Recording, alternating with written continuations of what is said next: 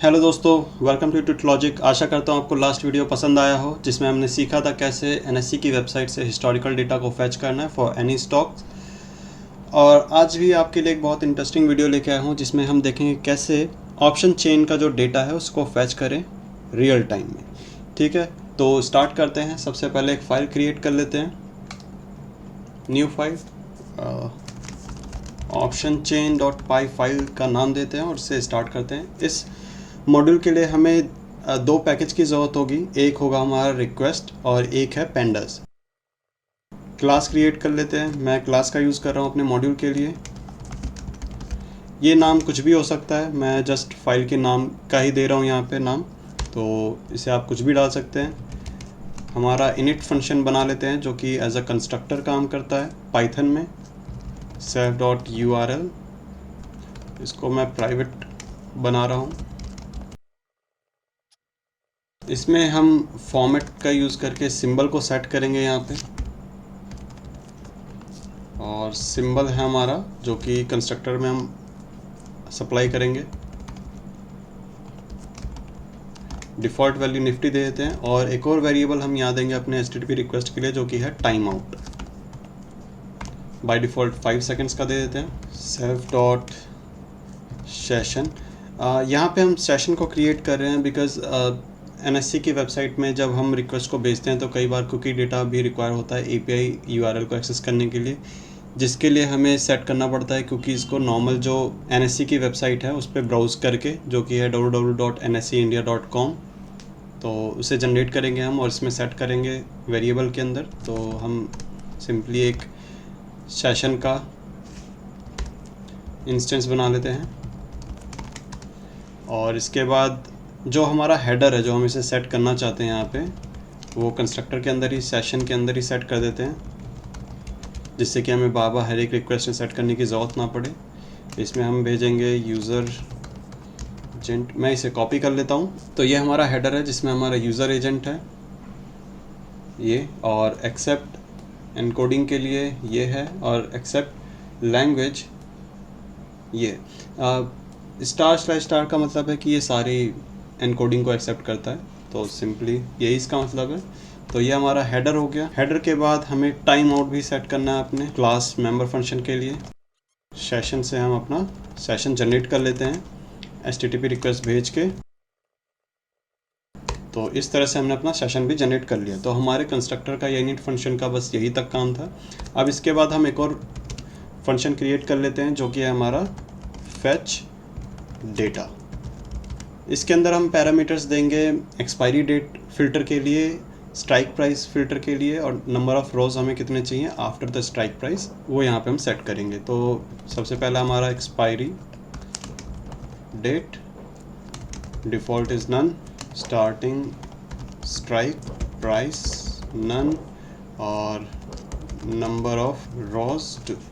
तो strike price का हम बेसिकली स्टार्टिंग स्ट्राइक प्राइस इसलिए मैं यूज़ कर रहा हूँ कि जैसे मान लीजिए कि हमारा निफ्टी का जो स्ट्राइक प्राइस है लेट्स सपोज 18,000, तो मैं चाहता हूँ कि 18,000 के बाद की सारी स्ट्राइक प्राइस का जो भी डेटा फ्रेम है वो रिटर्न करे। तो इसके लिए ये है, तो हम क्या करेंगे, स्टार्टिंग स्ट्राइक प्राइस से को इंक्लूड करके उससे इंक्रीजिंग ऑर्डर में जितने भी स्ट्राइक प्राइस हैं वो सारा डेटा आएगा, और जिसको हम लिमिट करेंगे यहाँ नंबर ऑफ़ रॉज से। अगर जैसे कि अगर हमें चाहिए 18,000 और 18,050, तो हम यहाँ पे लिमिट कर देंगे इसे 2 रॉज से। इसका हम बेसिकली बाद में यूज़ करेंगे, जिसे मैं इम्प्लीमेंट करके दिखाऊंगी कि कैसे स्ट्रेटजी को यूज़ करना है ऑप्शन चेन ट्रेडिंग के लिए। तो इसीलिए मैं ये दोनों पैरामीटर्स को यहाँ इंक्लूड कर रहा हूँ। तो आगे बढ़ते हैं। ट्राई के अंदर ऐसे कर लेते हैं, और यहाँ का क्या करना है, हमें डेटा को फैच करना है सेल्फ डॉट सेशन ऑब्जेक्ट का यूज़ करके। इसके थ्रू हम गेट रिक्वेस्ट भेजेंगे अपने एनएससी इंडिया के सर्वर पे। तो यहाँ हम अपने सेशन डॉट गेट रिक्वेस्ट के अंदर URL और टाइम आउट सेंड कर रहे हैं, और ये URL क्या है हमारा, ये वाला है NSC India API option chain indices symbol. Symbol के अंदर अगर हम निफ्टी देंगे तो निफ्टी, बैंक निफ्टी देंगे तो बैंक निफ्टी, और अदर कोई सिंबल है तो उसे भी ये एक्सेप्ट करेगा। ठीक है, तो अब ये रिटर्न क्या करता है, ये हमें रिटर्न करता है जेसन डेटा। तो जो हमारा डेटा ऑब्जेक्ट है इसके अंदर हमारा जेसन डेटा आएगा, जिसे हम कन्वर्ट कर लेते हैं यहाँ पे इक्वल टू जेसन। ठीक है। अब इस जेसन डेटा को हमें अपने डेटा फ्रेम के अंदर कन्वर्ट करना है यूजिंग पेंडास लाइब्रेरी। तो data frame equals to pd dot JSON normalize के अंदर डेटा, ये जो डेटा हमारा रिटर्न होता है इसके अंदर जो हमारा यूजेबल डेटा है वो रिकॉर्ड्स के अंदर है, और इसके अंदर भी हमें डेटा के अंदर जाना है। तो ये हमारा एक टेबुलर फॉर्म में डेटा क्रिएट कर देगा डीएफ के अंदर, जिसके ऊपर हम फिल्टर्स अप्लाई कर सकते हैं यूजिंग आवर एक्सपायरी डेट और स्ट्राइक प्राइस के यूज़ करके। तो चेक कर लेते हैं इसे भी। अगर हमने अपने पैरामीटर में सेट किया है expiry date is not equals to null, मतलब कि हमने एक्सपायरी डेट कुछ सेट किया है इसके अंदर, तो क्या करेगा हमारा जो डेटा फ्रेम है उसको फ़िल्टर कर देगा। कैसे करेगा? df dot expiry date equals to expiry date. तो यहाँ से एक्सपायरी डेट हमारा फ़िल्टर हो गया। सिमिलरली हम क्या करेंगे अपने स्टार्टिंग स्ट्राइक प्राइस के लिए भी ऐसे ही करेंगे। If starting strike price is not equals to none, तो df equals to df dot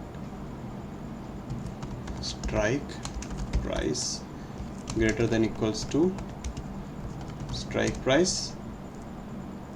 और इसमें क्या करेंगे, अगर हम स्ट्राइक प्राइस सेट कर रहे हैं तो हमें नंबर ऑफ़ रॉज को भी चेक करना है कि भाई नंबर ऑफ़ रॉज हमें कितना देना है यहाँ पे। तो बाय डिफ़ॉल्ट यहाँ 2 है, तो हम यहाँ पे नंबर ऑफ़ रॉज दे देते हैं। तो ये क्या करेगा, स्ट्राइक प्राइस जो हमारा जो भी हम यहाँ सेट करेंगे, जैसे 18,000 है तो 18,000 से लेके उसके बाद की जितने भी हमने नंबर ऑफ़ रॉज रिक्वायर्ड है, जैसे 5, 10, वो सारे रॉज यहाँ से फ़िल्टर होके हमारे इस DF के अंदर आ जाएगा। तो यहाँ तक हमारा ये काम कंप्लीट हो गया। इसके बाद हम सिंपली क्या करेंगे, रिटर्न कर देंगे हमारे डेटा फ्रेम को। यहाँ से हमारा डेटा फ्रेम रिटर्न हो गया। इन केस ऑफ एक्सेप्शन अगर हमारे यहाँ अकर होता है तो हम क्या करेंगे, हम एक बार फिर से रिक्वेस्ट करेंगे अपने सेशन को दोबारा से जनरेट करने के लिए, कि इन केस मान लीजिए अगर सेशन हमारा एक्सपायर हो जाता है तो इस केस में क्या करेगा, ये दोबारा से एक बार रिक्वेस्ट करके अपने सेशन को रिन्यू कर लेगा। तो ये हमारा फंक्शन कंप्लीट हो चुका है। यहाँ से नन रिटर्न कर सकते हैं या सिंपली एम्प्टी भी रिटर्न कर सकते हैं। तो आइए अब चेक करते हैं कि हमारा मॉड्यूल सही से चल रहा है कि नहीं। इफ नेम इक्वल्स टू, इसके अंदर हम ऑब्जेक्ट क्रिएट कर लेते हैं अपना OC और OBJ is equal to option chain. ये हमारा ऑब्जेक्ट क्रिएट हो गया। इसके अंदर चाहें तो हम यहाँ पे दे सकते हैं अपना सिंबल भी, जैसे बैंक निफ्टी। मान लीजिए हमें बैंक निफ्टी का ऑप्शन चेन डेटा चाहिए तो इस तरह से कर सकते हैं। और फिर इसके बाद हम ऑब्जेक्ट डॉट फैच डेटा कर सकते हैं यहाँ पे, जिसके अंदर हम चाहे तो अपने expiry date, strike price, number of rows, ये सारी चीज़ें सेट कर सकते हैं। बट अभी फ़िलहाल के लिए हम इसको ऐसे ही प्रिंट करके देखते हैं कि कितना डेटा रिटर्न करता है हमें। ये हमारा कोड हो गया कंप्लीट। अब इसको हम एक बार रन कर लेते हैं। ओके, चल तो रहा है। हाँ, तो ये हमारा प्रोग्राम सही से रन हो गया। इसको दोबारा से रन करते हैं।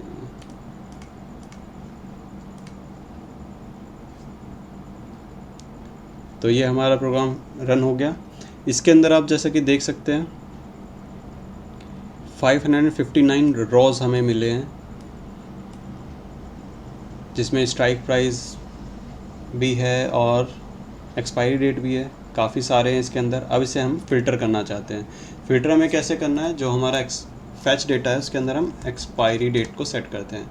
हमारा नेक्स्ट थर्सडे है 6 इज़ आवर नेक्स्ट थर्सडे। तो यहाँ पे हम सेट कर लेते हैं 06 जुलाई 2023। तो देखते हैं कुछ कम होता है कि नहीं यहाँ पे डेटा। यस, तो अब सिर्फ 75 रॉज ही हमें डेटा मिला है यहाँ पे। अभी 75 को और हम फ़िल्टर करना चाहते हैं अपने स्ट्राइक प्राइस को सेट करके। स्ट्राइक प्राइस हम देना चाहते हैं लेट्स सपोज 39,500। ठीक है, ये हमारा स्ट्राइक प्राइस हो गया। तो अब सिर्फ 2 रॉ हमें रिटर्न हुआ है यहाँ पे, क्योंकि हमने क्या करा है 39,500 और जो उसका नेक्स्ट जो स्ट्राइक प्राइस होगा वो ये लेगा। तो जो हमारा बैंक निफ्टी है उसमें जो स्ट्राइक प्राइस का जो चेंजेस है वो 500 पे होता है, हर 500 पे चेंज होता है। बट जो हमारा निफ्टी का जो ऑप्शन चेन डेटा है वो एवरी 50 पे स्ट्राइक प्राइस उसका चेंज होता है। तो चेक कर लेते हैं कैसे। यहाँ सिंबल को हम हटा देते हैं और डिफ़ॉल्ट वैल्यू यहाँ पे छोड़ते हैं इसमें। तो इसने दिया रिटर्न निल, बिकॉज हमने यहाँ पे जो स्ट्राइक प्राइस दिया है वो निफ्टी के डेटा फ्रेम में है ही नहीं, तो इसलिए इसने नल दिया। निफ्टी का डेटा फ्रेम आई गेस 19,200 अभी है आज के दिन पे शायद, तो इसको चेक करते हैं। तो हमारा ये आ गया है स्ट्राइक प्राइस 19,200 एंड 19,250। तो हमारे पास ये दो स्ट्राइक प्राइस के लिए डेटा आ गया। सिमिलरली अगर हमें फ़िल्टर और आगे तक बढ़ाना है, लेट्स सपोज कि मैं चाहता हूँ कि नंबर ऑफ रॉज हमें 4 मिले इसमें इस स्ट्राइक के बाद, तो आ गया हमारा 19,200, 19,250, 19,300, 19,350। तो ये सारा डेटा हमारा 6 जुलाई का है। यहाँ पे हमारा ये जो P डॉट एक्सपायरी डेट है ये हमारा P के लिए डेटा है सारा, और इधर जो C डॉट से स्टार्ट हो रहा है वो सारा कॉल के लिए है। तो एक पूरे डेटा फ्रेम का जो एक रॉ है उसको सही से चेक करते हैं कि कैसा दिखता है, इसके अंदर क्या क्या डेटा है। तो इसके लिए आई लॉक 0 करते हैं, तो ये हमें डिस्क्रिप्शन दे देगा कि एक रॉ के अंदर क्या क्या डेटा है हमारे पास। तो ये सारा हमें डेटा एवरी रो मिलता है, और हर एक रो में टोटल 40 कॉलम्स हैं। तो ये सारे 40 कॉलम्स ये हैं, जिसमें आप स्ट्राइक प्राइस देख सकते हैं, एक्सपायरी डेट देख सकते हैं। ये P के लिए सारी वैल्यूज़ हैं, strike price, expiry, underlying value. Underlying जो हमारा स्टॉक है या इंडेक्स है या सिक्योरिटी आप कह सकते हैं कॉमनली, वो निफ्टी है। इसका जो आइडेंटिफायर है वो ये है, open interest, change in open interest, सारी चीज़ें से total traded value, last price जिस पे ये ट्रेड किया गया था 85.75 था, चेंजेस इतने आए इसमें, total buy quantity, sell quantity, bid, underlying value, जो अभी हमारा निफ्टी का जो प्राइस है लास्ट ट्रेडेड वाला, निफ्टी ट्रेड नहीं होता डायरेक्टली, तो निफ्टी का जो लास्ट प्राइस है वो 19,189 है, तो ये दिखा रहा है। इसी तरह से C का स्ट्राइक प्राइस एंड ऑल। तो अब इसी डेटा को यूज़ करके हम जो हमारा नेक्स्ट वीडियो आएगा उसमें हम सीखेंगे कैसे स्ट्रेटजी को इम्प्लीमेंट करें ऑप्शन ट्रेडिंग में using this option chain data matrix. तो चैनल के साथ बने रहिए, अपना कमेंट ज़रूर डालिएगा कैसा आपको वीडियो लगा, कुछ और अगर इम्प्रूवमेंट इसमें हो सकता है तो चैनल को ज़रूर सब्सक्राइब करिएगा, लाइक करिएगा। तो आज के लिए बस इतना ही, आज्ञा दीजिए।